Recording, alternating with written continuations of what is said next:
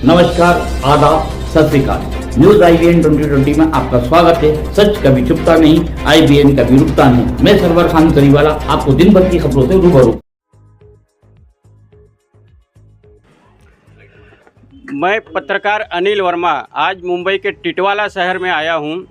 यहां पे हमारे जितेंद्र भावे साहब आए हुए हैं नासिक से, जो निर्भय महाराष्ट्र पार्टी के संस्थापक अध्यक्ष है।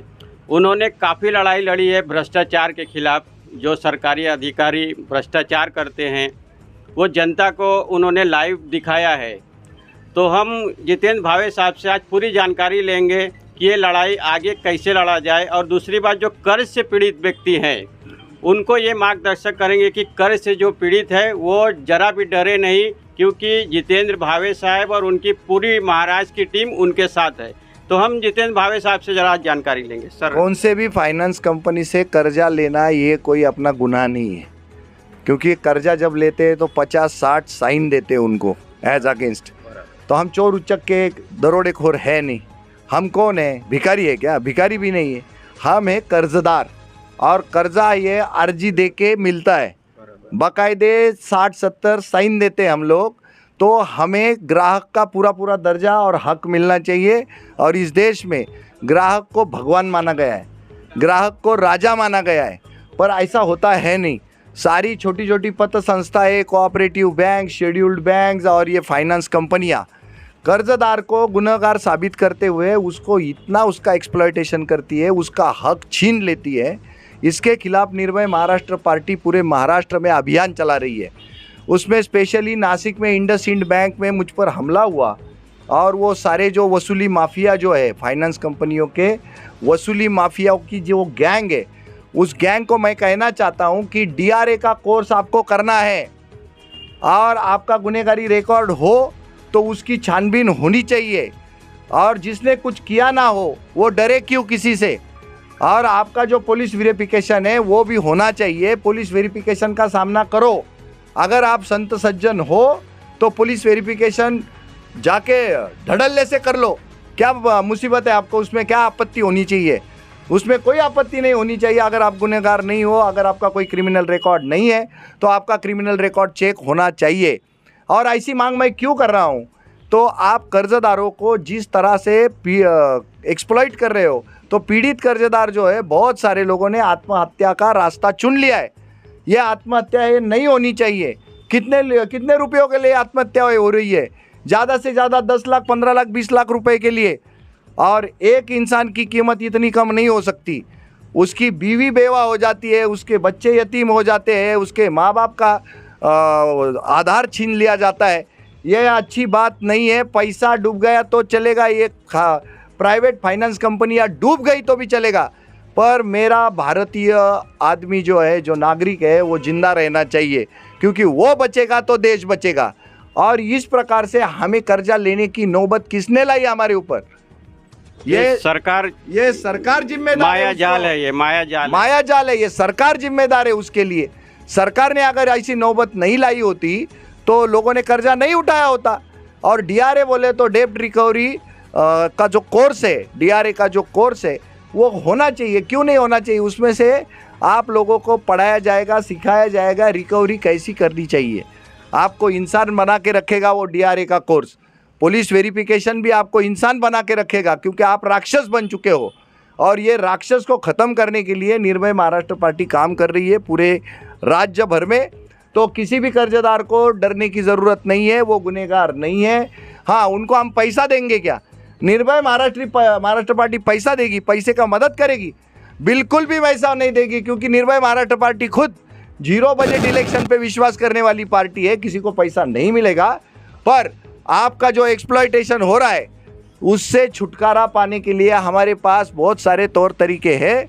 वो तौर तरीके हम आपको सिखाएंगे, बखूबी सिखाएंगे, और आपका हक और आपके अधिकार के लिए लड़ेंगे।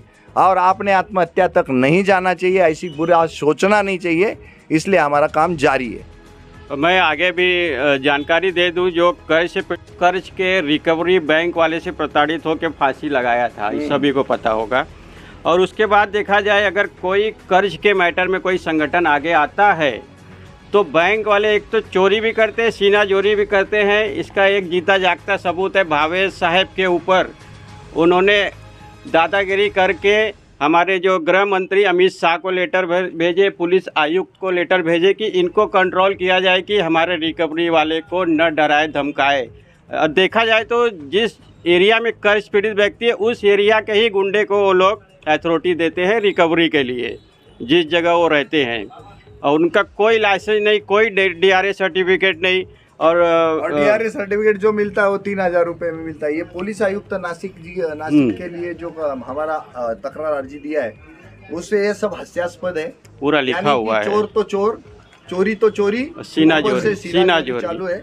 तो इन गुंडागर्दी को है ना रोका जाना चाहिए। मैं ये टिटवाला से ऐलान कर रहा हूँ। पूरा प्रूफ है, ये भारत कोऑपरेटिव बैंक का पूरा प्रूफ है घोटाले का। जिस व्यक्ति ने गया था इसको वहाँ पे उजागर करने के लिए, उस व्यक्ति के ऊपर, उस संगठन के ऊपर भारत कोऑपरेटिव बैंक ने मानहानि का दावा ठोका है 25 लाख रुपए का, 2 व्यक्ति के।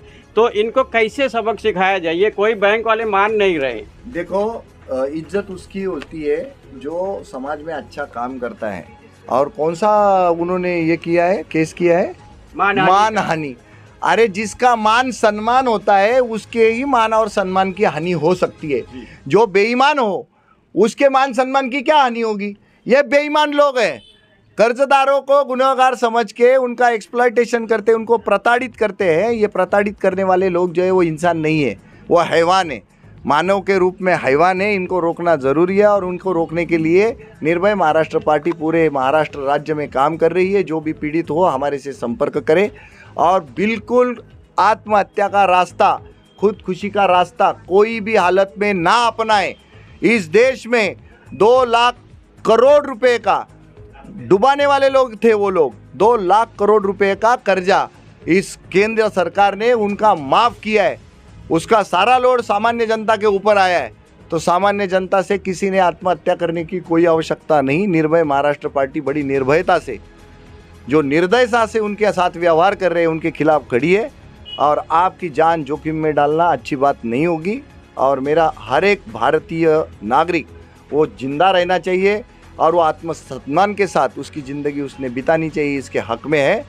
और जिस वक्त इंसान या हमारे भारतीय नागरिक का जीना और उसके सामने ये फाइनेंस कंपनियां, तो कौन जिंदा रहना चाहिए?